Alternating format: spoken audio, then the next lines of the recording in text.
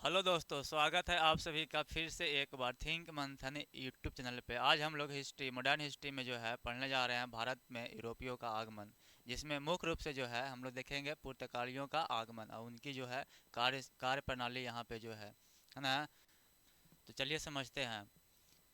बात जो है कुछ है 1453 ईस्वी के।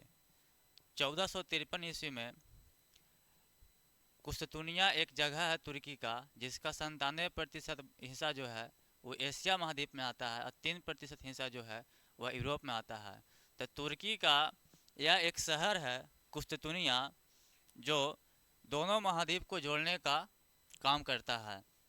अब व्यापारी जो है स्थल मार्ग से है ना यूरोप से एशिया की ओर आते थे, स्थल मार्ग के द्वारा व्यापार करने के लिए। अच्छा, व्यापार जो है, व्यापार में मुख्य रूप से जो है उन लोग जो है मसाला के व्यापार करते थे। ऐसा क्यों किया जाता था? मसाला के व्यापार के लिए यूरोप से व्यापारी है ना एशिया की ओर क्यों आते थे? तो यहाँ पे हम लोग समझते हैं कि ऐसा इसके पीछे क्या कारण है। देखिए, यूरोप जो है एक ठंडा प्रदेश है और वहाँ पे जो है कृषि जो है न के बराबर होता है। तो जो खाने के रूप में जो है उन लोग जो है मुख्य रूप से जिस उत्पाद का उपयोग करते हैं वह होता है मीट। और मीट को उस समय, बात हम लोग कर रहे हैं कब के, 15वीं शताब्दी के बात कर रहे हैं, इस समय तक है ना आधुनिक रेफ्रिजरेटर जिसको फ्रिज बोलते हैं, ये सब चीज़ें जो है, मशीन जो है, उपकरण जो है आविष्कार में नहीं आया था। तो मीठों को संरक्षण करना था लंबे समय के लिए। तो उसके उसके जगह पे है ना रेफ्रिजरेटर नहीं था। तो मेन रूप से मसालों को हम लोग उपयोग करते हैं। जैसे कि हम लोग घर में देखते हैं कि जब आम का सीजन होता है तो आम को जो है अचार के रूप में मसाला के थ्रू क्या करते हैं, सालों साल तक संरक्षण देते हैं, संरक्षित करते हैं और ख़राब नहीं होता है। यही कारण जो है यूरोपीय व्यापारी जो है मसाला के व्यापार के लिए यूरोप से एशिया महाद्वीप की ओर आते थे स्थल मार्ग के द्वारा। तो क्या हुआ कि 1453 ईस्वी में जो यूरोप और एशिया महाद्वीप को जोड़ने वाला जो शहर था तुर्की का कुस्तुनिया, उस पे जो है ऑटोमन साम्राज्य का अधिकार हो गया, जिससे व्यापार जो है, व्यापार यूरोपीय व्यापारियों का व्यापार जो है क्या हो गया, अवरुद्ध हो गया, रुक गया। तो जब व्यापार रुक गया तो नए मार्गों की खोज की आवश्यकता था। और दो ही गो मार्ग था व्यापार करने का, दो ही मार्ग था, एक था स्थल मार्ग और एक था जलीय मार्ग। तो स्थल मार्ग पे कौन एकाधिकार कर लिया? उस्मानिया सल्तनत, जिसे क्या बोलते हैं, ऑटोमन साम्राज्य। तब दूसरा ही मार्ग विकल्प में बच गया था, जलीय मार्ग। तो जलीय मार्ग की खोज करना था। तो जितना भी यूरोपीय व्यापारी होंगे, अभी हम लोग पढ़ेंगे इस चैप्टर में, आने वाला भी एपिसोड में देखेंगे कि जितना भी व्यापारी होगा अपने स्तर से, और वहाँ के जो राजा होंगे है ना, मुख्य रूप से स्पेन के, पुर्तगाल के जो राजा होंगे, वो व्यापारियों को सपोर्ट करेंगे, सहयोग करेंगे जलीय मार्ग की खोज के लिए। और व्यापारी जो है ना अपने तरफ से भी जो है एकजुट होके है ना चंदा करके जो है नाव बनाएंगे और जलीय मार्ग की खोज में निकल पड़ेंगे। तो किसका मार्ग खोज रहे हैं? तो मुख्य रूप से है ना एशिया में जो है भारत की मार्ग खोज रहे हैं, ताकि भारत तक आप पहुँचे और यहाँ से जो है मसाला का व्यापार जो है अवरुद्ध हो चुका है ऑटोमन साम्राज्य के द्वारा एकाधिकार कर लेने के बाद कुछ दुनिया पे, वह फिर से क्या हो जाए, चालू हो जाए।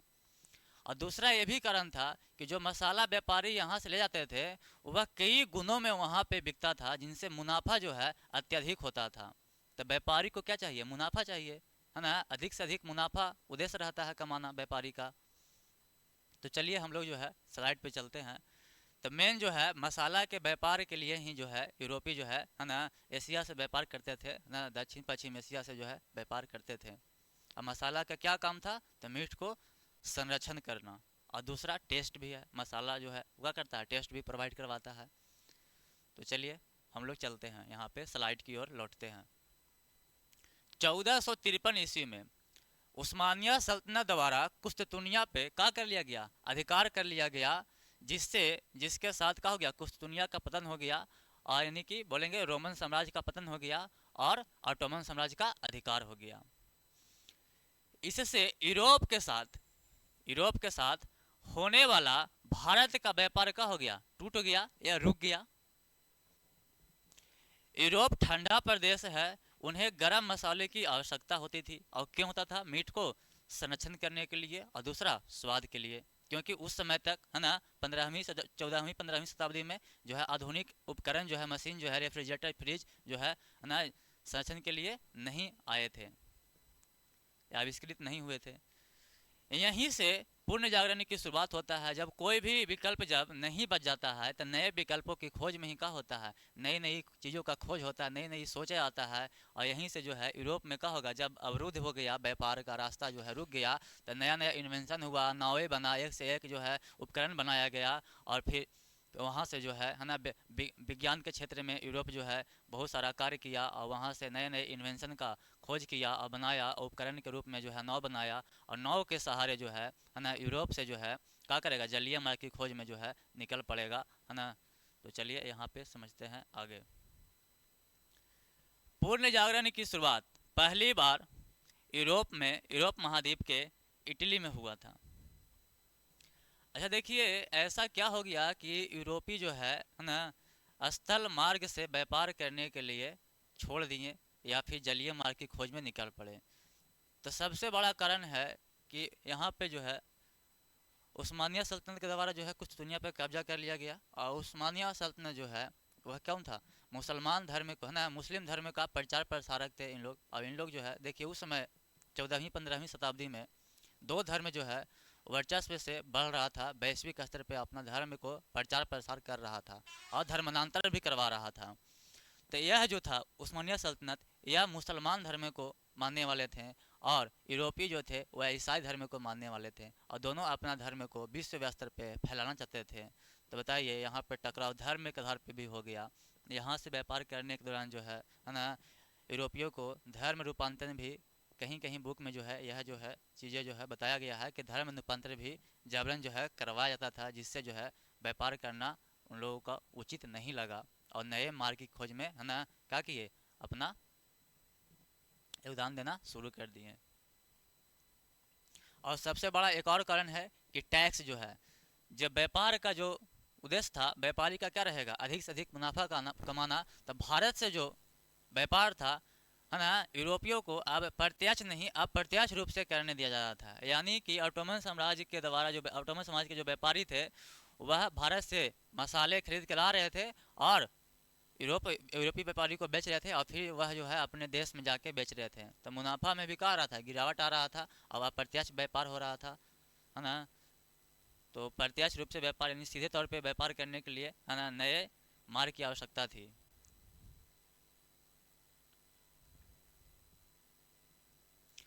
पूर्ण जागरण, यहाँ पे वही बात है, इसमें है ना साहित्य मनोभाव उत्पन्न हुआ, और खोजी प्रवृत्ति जागी, नया नया चीज़ें जो है आविष्कार में आया, वैज्ञानिक आविष्कार होने लगा, जैसे कि जहाज, है ना, कुतुब नुमा दिशा सूचक जो है यंत्र है, वाष्प इंजन जो है, ये सब का निर्माण हुआ।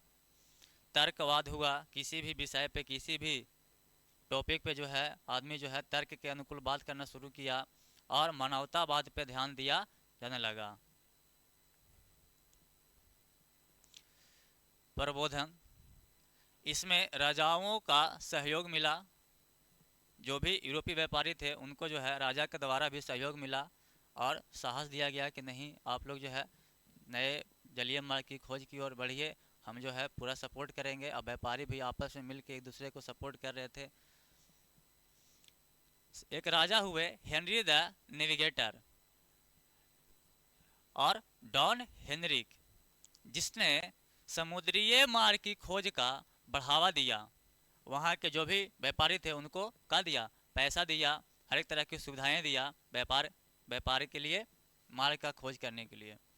पुर्तगाली यात्री बार्थोलोमेओ डियाज जो था, इसने सबसे पहले 1488, कहीं कहीं पे 1487 भी देता है यह जो है डेट, उत्तर दिशा में अंतरिम यानी केप ऑफ गुड होप यानी कि अफ्रीका के सबसे दक्षिणतम बिंदु तक जा पहुंचा।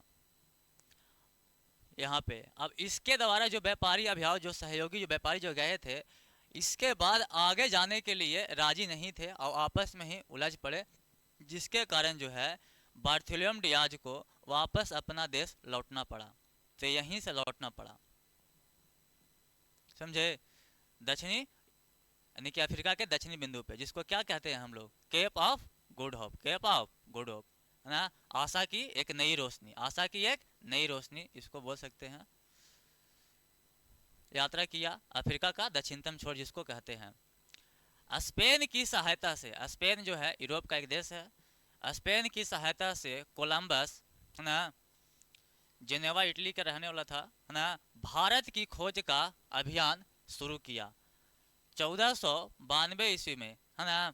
कोलंबस को किसी ने बता दिया कि पृथ्वी जो है पूरा क्या है, गोल है, और बोला कि भारत जो है वह पूरब की ओर है, तो पृथ्वी पूरा गोल है, तो आप किधरों से जाइएगा तो भारत पहुंच जाइएगा। तो उसको दिमाग में पता नहीं क्या कीड़ा जग गया कि वह जो है पश्चिम दिशा की ओर सोचा कि ऐसे जाएंगे तब पहुंच न जाएंगे एशिया में। तो जब ऐसे ही व्यापार करने का अपना मार्ग जो है बना लिया, तो जब व्यापार करने के लिए जब निकला, व्यापार नहीं बोलेंगे क्या, मार्ग की खोज के लिए, जलीय मार्ग की खोज के लिए जब निकला, तो उसको क्या ही पता था कि पृथ्वी पे और भी स्थल खंड हैं, और यहाँ पे जो है वह टकरा जाता है एक स्थल खंड से, है ना, और जिसको जो है बोलता है क्या, नई दुनिया। यानी यहाँ पे जब जाता है तो वह जो है उसके मन में क्या था कि हम जो है भारत की खोज के लिए निकल रहे हैं, और यहाँ पे स्थल खंड से जब टकराता है तो इसका जो है नाम देता है इंडिया, क्या देता है, इंडिया। और यहाँ के जो मूल निवासी थे, यहाँ के जो मूल निवासी थे वो काले थे, तो कोई काला हो काला बोले तो ठीक ना लगता है, और शायद कोलंबस एक अच्छा व्यक्ति होगा जिसने काले को काला न कह के क्या कह दिया, रेड कह दिया, क्या कह दिया, रेड। यानी इसी आधार पे जो है उत्तरी अमेरिका के जो है नाम क्या पड़ गया, रेड इंडियन, या यहाँ के निवासियों को क्या बोलते हैं, रेड इंडियन। रेड इंडियन जो शब्द है वो पूर्णतः फेक शब्द है ना। यहाँ रेड से न तो लाल का कोई परिचय है और न ही इंडिया का यहाँ से कोई संबंध है, समझ में आ रहा है। लेकिन उसके मन में था क्या कि हम जो है इंडिया की खोज के लिए निकल रहे हैं, और उसका डायरेक्शन जो था वह क्या था, उल्टा था, जिससे जो है एक स्थल खंड से टकरा जाता है, जिस स्थल खंड का नाम जो है आधुनिक समय में क्या है, उत्तरी अमेरिका, क्या है, उत्तरी अमेरिका। इसने खोज तो कर दिया लेकिन नामकरण नहीं किया। बाद में जो है आगे जो है आर्करोज नाम के एक व्यक्ति होता है, इसने जो है यहाँ पे गया और इसका जो है नामकरण इसी के आधार पे किया गया, जिसका नाम पड़ा अमेरिका, आर्करोज के, है ना, नाम पे। तो भारत की खोज के लिए तो निकला था कोलंबस, लेकिन खोज किसको कर पड़ा, खोज किसको कर दिया, उत्तरी अमेरिका का। किसका कर दिया, उत्तरी अमेरिका का। कब किया, 1492, 1492 में। तो यहाँ पे वही बात है कि स्पेन की सहायता से नहीं, कोलंबस जो है भारत की खोज का अभियान क्या किया, शुरू किया। इस समय राजा रानी, है ना, फर्डिनेंट और इसाबेला थे। 1492 ईस्वी में कोलंबस ने भारत के जगह किसका खोज कर दिया, अमेरिका का, उत्तरी अमेरिका का खोज कर दिया। लेकिन आगे हम लोग पढ़ेंगे, आने वाले एपिसोड में देखेंगे जब अंग्रेज जब आएंगे, तो यह जो खोज जो है ना अनचाहे रूप से हुआ, लेकिन बहुत कारगर साबित होगा अंग्रेजों के लिए, ब्रिटिशों के लिए, क्योंकि यहीं से कीमती धातु वहां से लाएंगे और भारत से व्यापार करेंगे, सोना चांदी। नोट में है अमेरिका का नाम, है ना, इतालवी खोजकर्ता, है ना, क्या नाम है देखिए यहाँ पे बताए थे, अमेरिगो। अमेरिगो के नाम पे ही नाम पड़ा था क्या, अमेरिका। अगर कोलंबस को यह पता रहता, कोलंबस यहाँ पे खोज करता, बताइए आज जो है उत्तरी अमेरिका दक्षिणी अमेरिका पढ़ते हैं, पढ़ते क्या, उत्तरी कोलंबस और दक्षिणी कोलंबस पढ़ते।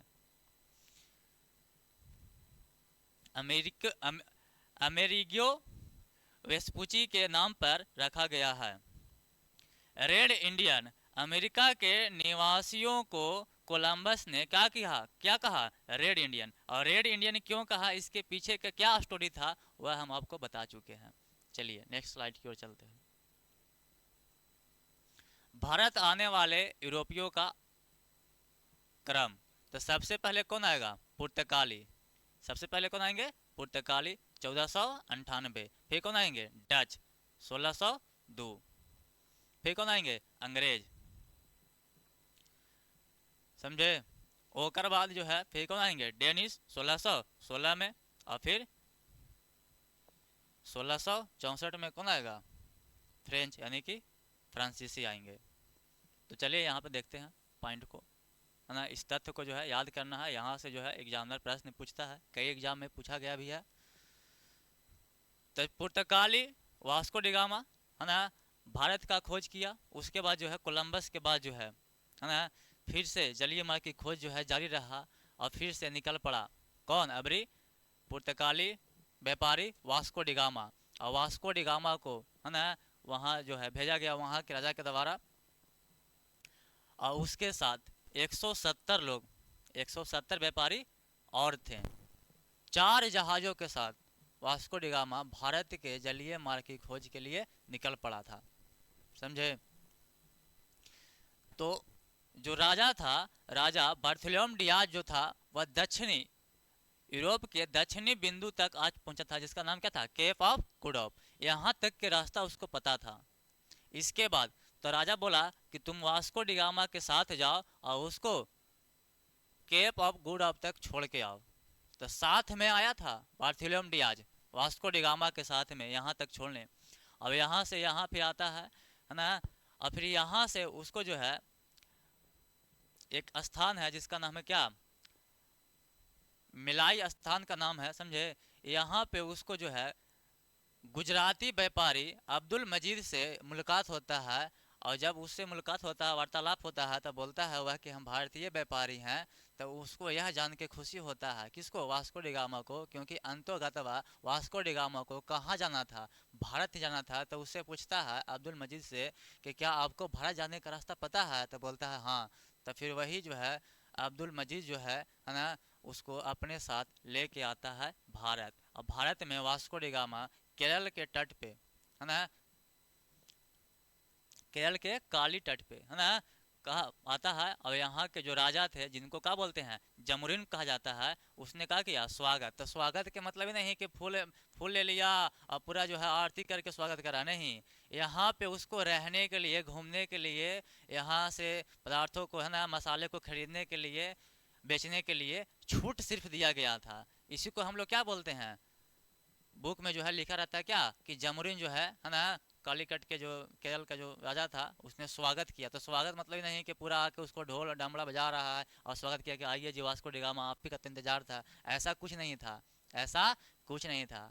यहाँ पे बस उसको व्यापार करने की इजाज़त मिल गया था, है ना, सामान खरीदने का और बेचने का थोड़ा सा क्या मिल गया था, छूट मिल गया था। इसी को हम लोग क्या बोलते हैं कि जमुरीन जो है, वहाँ के राजा को जमुरीन कहा जाता था, इसने स्वागत किया था। तो इस बात को थोड़ा समझिए। तो वही यहाँ पे लिखा हुआ है कि पुर्तगाली व्यापारी वास्को डिगामा ही आया था सबसे पहले। कब आया था, 1498 ईस्वी में आया था, कोचीन में, है ना। पहली फैक्ट्री जो है पुर्तगालियों का, पहली फैक्ट्री पूछता है, जितना ही व्यापारी है उनका पहली फैक्ट्री कब और कहाँ स्थापित हुआ था, इससे प्रश्न जो है एग्जामिनर पूछता ही है। बताइए पुर्तगालियों का पहला फैक्ट्री कहाँ पे स्थापित हुआ था, तो कोचीन में। और कोचीन में हुआ था, कब हुआ था, 1503 में, 1503 में। फिर दूसरे व्यापारी कौन आए थे, डच आए थे, कब आए थे, 1602 में। और इनका पहला फैक्ट्री जो है ना, 1605 में मसूलीपट्टनम में स्थापित किया गया था इनके द्वारा। फिर तीसरा जो है कौन आएंगे, अंग्रेज आएंगे 1600 में, है ना। और यह भी जो है मसूलीपट्टनम में ही जो है अपना जो है 1611 के आसपास जो है अपना क्या करेंगे, पहला फैक्ट्री का, है ना, क्या करेंगे, स्थापना करेंगे। यहाँ पे लिखा हुआ भी है, देख लीजिए वह बात। अस्थाई, अस्थाई ये जो है वहाँ के राजा के द्वारा चुपा चोरी से रूप से क्या किया गया था, पहला फैक्ट्री जो है स्थापित किया गया था। अब अस्थाई फैक्ट्री जो है अस्थाई पहली फैक्ट्री जो है 1613 ईस्वी में सूरत में स्थापित किया गया था अंग्रेजों के द्वारा। चौथा व्यापारी जो है डेनिस है, और यह जो है 1616 ईस्वी में आए थे, और इनका पहला फैक्ट्री ना ट्रेंकबार में है ना, 1620 ईस्वी में स्थापित हुआ था। है ना एक कॉमन शब्द है, हर बात में समझाने के लिए यह वर्ड जो है कॉमन के रूप में आ जाता है। एक कमेंट आया था कि है ना सर क्या बोलते रहते हैं। चलिए, फ्रेंच है, लास्ट व्यापारी जो है फ्रेंच है, वो आए थे 1664 ईस्वी में। इनका पहला फैक्ट्री 1668 ईस्वी में कहाँ हुआ था स्थापित, सूरत में।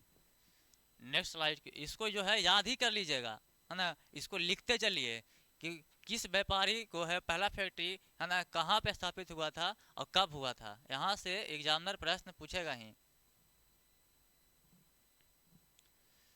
अब देखते हैं हम लोग स्पेशल जो है पुर्तगालियों को पढ़ते हैं। पुर्तगालियों के बारे में जो है विशेष रूप से आज हम लोग पढ़ेंगे और फिर जो है आने वाले एपिसोड में और व्यापारियों के बारे में अध्ययन करेंगे, इसी चैनल पे आपको मिलेगा। तो चलिए, यह भारत में आने वाले पहले यूरोपीय थे तथा सबसे अंत में गए थे। इनको जबरन जो है भगाया गया था जी, भारत सरकार के द्वारा, जाने का नाम नहीं ले रहे थे। गोवा में अपना एक अस्थायी निवास बना लिए थे। स्पाइस आइसलैंड में भारत और इंडोनेशिया शामिल है। वास्को डी गामा समुद्री मार्ग से भारत आने वाला पहला यूरोपीय व्यक्ति था, या पहला यूरोपीय व्यक्ति या पहला यूरोपीय यात्री था। इस यात्रा में अब्दुल मजीद, आपको हम पहले ही स्टोरी में चर्चा कर चुके हैं कि उसको कौन जो है व्यापार के लिए जो है भारत तक लेकर आया था, तो अब्दुल मजीद गुजराती व्यापारी था। यह गुजराती व्यापारी ने वास्को डी गामा को क्या किया था, भारत लाने के लिए सहायता किया था या रास्ता दिखाने का काम किया था। 20 मई 1498 को केरल के काली तट पे पहुंचा। 90 दिन कुल उसको लगे थे अपने देश से भारत आने में। 90 दिन पहुंचा, जहां उसका स्वागत वहां के शासक को क्या कहते थे, शासक का नाम जमरीन नहीं था, वहां के शासक को जमरीन कहा जाता था। तो उसने स्वागत किया, क्या ऐसा किया आरती फूलमाला के साथ कि आइए आप ही का तो इंतजार था, ऐसा कुछ नहीं है। वहां पे जो है उसको व्यापार करने के लिए छोटा छूट मिल गया था कि आप यहाँ पे मसाला खरीद सकते हैं, कोई वस्तु बेच सकते हैं, बस इतना ही। इसी को क्या बोलते हैं कि स्वागत किया गया, यानी कि उसका विरोध नहीं किया गया बस। अरब व्यापारियों ने वास्को डी गामा का विरोध किया था। देखिए, जो ऑटोमन साम्राज्य था, तो ऑटोमन साम्राज्य जो है कुस्तुनिया पे क्या किया था, अधिकार कर लिया था, और पूरा व्यापार जो है भारत से एक अधिकार प्राप्त कर लिया था। और पूरा व्यापार कौन कर रहे थे, अरबी कर रहे थे, अरब के लोग कर रहे थे। और अरब के लोग व्यापार करते थे भारत से, और फिर किसको बेचते थे, तुर्की को बेचते थे, यानी कि ऑटोमन साम्राज्य को बेचते थे। और वह जो है वहाँ से जो है अलग अलग व्यापारी जो है अपने अपने देश में ले जाके बेचते थे। तो यहाँ पे पहले से जो व्यापारी व्यापार कर रहा है, और कोई नया व्यापारी आएगा तो जाहिर सी बात है कि विरोध तो करेगा ना। कोई भी चाहता है कि पूरा हम अकेले खाएं, यहाँ के जो भी है पूरा मुनाफा अकेले मिले, तो विरोध तो होगा। तो वहां से पूछता है कि वास्को डी गामा को किसने विरोध किया था काली कट के तट पे जब वो आया था पहली बार, तो अरबी व्यापारी। और किसने स्वागत किया था, तो वहां के शासक, जिसको क्या कहते हैं, जमोरीन। और किसने रास्ता दिखाया था भारत आने के लिए, तब गुजराती व्यापारी अब्दुल मजीद। समझे। चलिए, इस व्यापार से वास्को डी गामा को कितना, जब यहाँ से मसाले खरीद के वास्को डी गामा अपने देश की ओर लौटा, तो जब वहाँ पे बेचा, तो मान लीजिए यहाँ से मसाला 100 रुपया के खरीदा था ना जी, तो इसको 60 से गुना कर दीजिए, तो 6 कितना, 6000 में बेचा। 60 गुना, 60 गुना मुनाफा। समझ रहे हैं, इतना मुनाफा जब एक व्यापारी को होगा, व्यापारी बहुत होते हैं लालची, नहीं थोड़ा सा भी अगर उनको प्रॉफिट होता है तो और सोचते हैं कि और मिलता और मिलता। तो बताइए, इसको जब एक बार इतना पैसा कमा लिया, अब व्यापारी लालची होते हैं, तो क्या दोबारा नहीं आएगा भारत में, आएगा। तो दोबारा भी आएगा, तिबारा भी आएगा, और लास्ट में जब आएगा 1524 में, तो यहीं मर जाएगा कोचिन में। समझे। और 1524 में मर जाएगा यहाँ पे, और फिर जो है इसका कब्र जो है कोचिन में ही दफना दिया जाएगा। और फिर मतलब पुर्तगाली व्यापारियों को जो है होश आएगा कि नहीं, यह तो हम लोगों का रास्ता दिखाने वाला व्यापारी था। तो इसको 1539 में इसके कब्र को उखाड़ के पुर्तगाल के धानी, है ना, कोलंबस में ले जाके फिर से क्या करेगा, गाड़ेगा, कब्र को उखाड़ेगा। समझे, वास्को डी गामा के। दूसरा पुर्तगाली जो है वास्को डी गामा के बाद 1500 ईस्वी में पेड्रो अल्वारेज, है ना, कैब्राल ने क्या किया था, भारत आया था। वास्को डी गामा दूसरी बार 1502 ईस्वी में फिर से भारत आया। एक बार खा लिया है तो दोबारा एबे किया करेगा, व्यापारी न है, लग गया आदत मुनाफा कमाए के। अब 1503 में क्या हुआ था, पहला फैक्ट्री का निर्माण हुआ था। फैक्ट्री मतलब आधुनिक फैक्ट्री के जैसा नहीं सोचिएगा कहाँ फैक्ट्री बना लिया होगा। फैक्ट्री का मतलब उस समय यह था कि मान लीजिए जो वस्तु खरीद के लाए कहीं से, मान लीजिए कभी वहाँ गए कभी वहाँ गए, तो कहीं एक जगह पे आन के रख दिए, उसी को उस समय फैक्ट्री कहा जाता था। ये नहीं कि आधुनिक समय में जो फैक्ट्रियां देखते हैं जहाँ पे कई श्रमिक काम कर रहे हैं, कई मशीन लगल है, कई तरह के उत्पाद बन रहा है, पदार्थ बन रहा है, वैसा फैक्ट्री नहीं। सामानों को खरीद के कहीं एक जगह पे रखना, इसको बोलेंगे स्टोर, स्टोर करना, उसी को उसमें फैक्ट्री कहा जाता था। समझे। वास्को डी गामा तीसरी बार भारत भी आएगा, और कब आएगा, 1524 में। और जब आएगा तो इतना ना इसको लत लगी है मुनाफा कमाए के कि 1524 में फिर तिबारा आ गया। अब यहाँ पे अंतोगत तो उसका क्या हो जाएगा, मृत्यु हो जाएगा भारत में ही। तब 1524 ईस्वी में ही जो है उसका जो बॉडी है ना, मृत्यु हो जाएगा, वहीं पे दफना दिया जाएगा कब्र में। और फिर है ना पुर्तगाल के शासक या इनके जो साथी हैं या व्यापारी जो हैं, इनको होश आएगा कि नहीं यह तो जल मार्ग का खोज किया था, हम लोगों का यही निर्धारक है।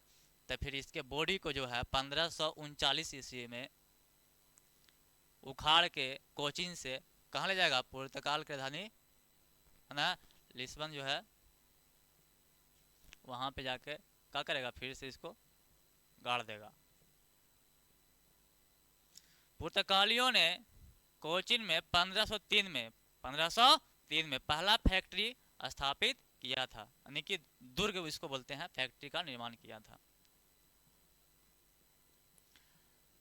भारत में प्रथम पुर्तगाली वायसराय फ्रांसिस्को डी अल्मेडा, यह जो है यह ऑब्जेक्टिव बहुत ही पुर्तगालियों के वायसराय से रिलेटेड क्या है, इम्पोर्टेंट है। प्रथम पुर्तगाली वायसराय का नाम क्या था, तो बोलेगा क्या पूछेगा तो क्या बताइएगा, फ्रांसिस्को डी अल्मेडा। और इसका जो कार्य अवधि है वो क्या है, 1505 से 1509। इसने ब्लू वाटर पॉलिसी लागू किया था, शांत जल की नीति। इसमें जो है पूरा अरब क्षेत्र के जल को अपने क्षेत्र है ना अपने अधीन कर लिया था। और वहाँ से अगर कोई जहाज जा रहा है, व्यापारी कोई व्यापार जो है अपना जहाज लेके जा रहा है, तो उससे जो है टैक्स के रूप में, जिसको बोलते हैं कार्टेज सिस्टम, कार्टेज पद्धति, समझे, पैसा लिया जाता था। और उसको कहा जाता था कि आपके नाव को अपने आपके जहाज को जो है ना शांति से जो है अरब सागर से पार करवा देंगे। अगर नहीं कर चुका था, कार्टेज पद्धति को नहीं मानता था, अवहेलना करता था कोई व्यापारी, तो उसके जहाज को डुबा दिया जाता था, या फिर उसको मार दिया जाता था, या फिर छीन लिया जाता था। किनके द्वारा, पुर्तगालियों के द्वारा। यानी कि टैक्स देगा तो शांति से जाएगा, शांति से जल से चला जाएगा, अरब सागर के जल से चला जाएगा। तो उसको क्या बोलते हैं, शांत जल नीति। किसने लाया था, फ्रांसिस्को डी अल्मेडा। यह क्या था, प्रथम पुर्तगाली वायसराय था।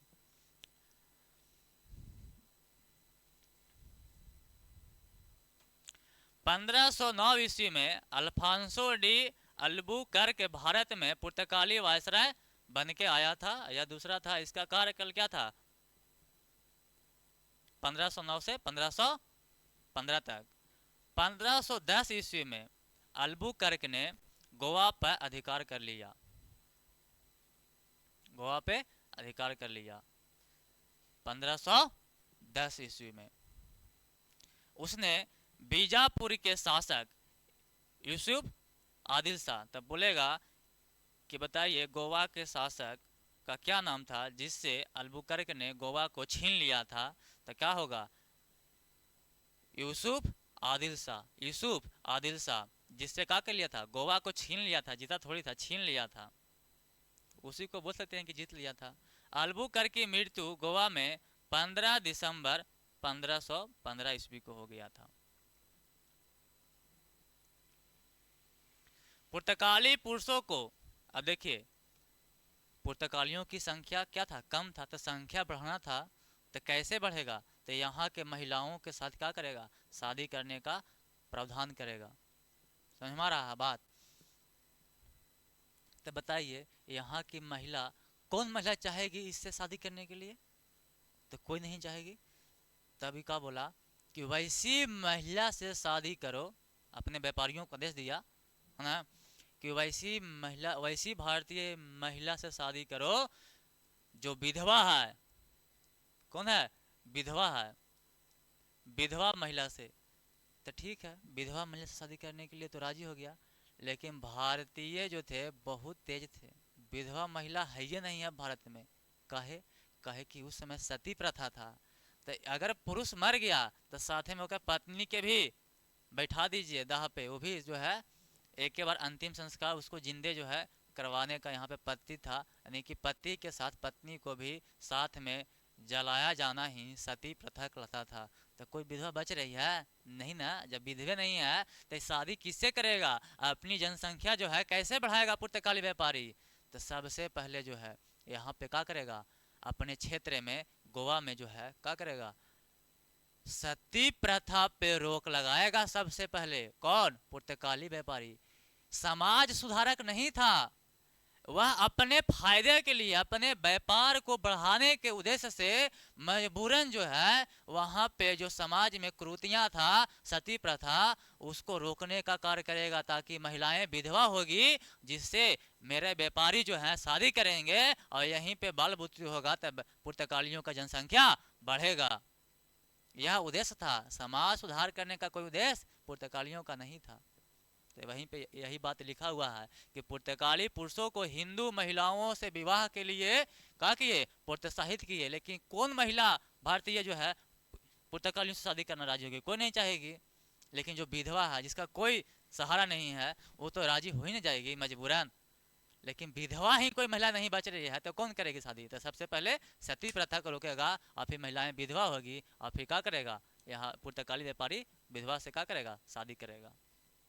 अनचाहे में जो है समाज सुधारक यह सही काम जो है कर रहा है, अपने व्यापार उद्देश्य के वजह से ही। मुसलमानों के साथ कठोर नीति अपनाया। कौन? पुर्तगाली।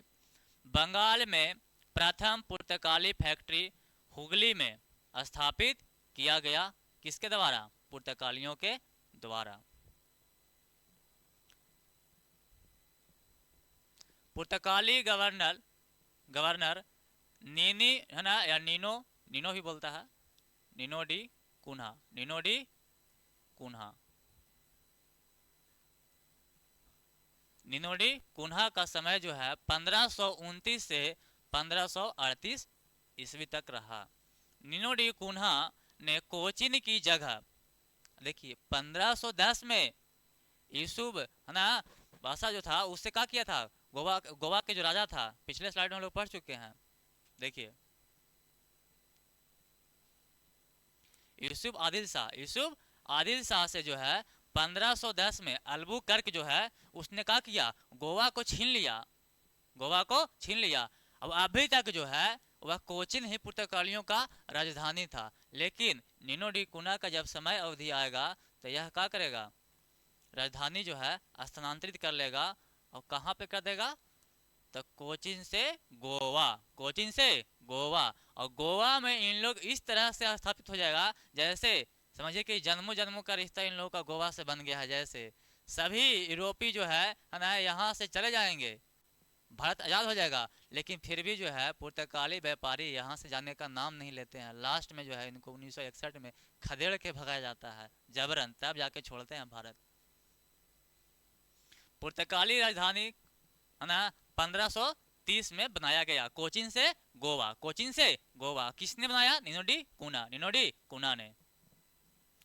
पांडिचेरी को सर्वप्रथम अपना उपनिवेश बनाने वाला पुर्तगाली यही था। पांडिचेरी को, यानी कि पांडिचेरी को पुर्तगाली क्षेत्र में शामिल करने वाला जो वायसराय था वो कौन था? निनोडी कुना।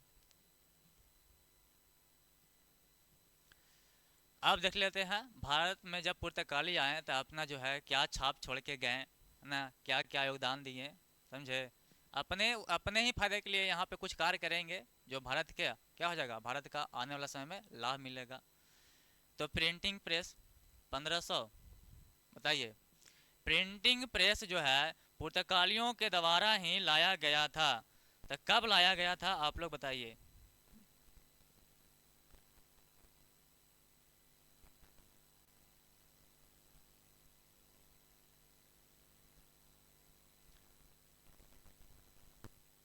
1556 ईस्वी में 1556 ईस्वी में प्रिंटिंग प्रेस का शुरुआत पुर्तगालियों के द्वारा सर्वप्रथम किया गया था भारत में।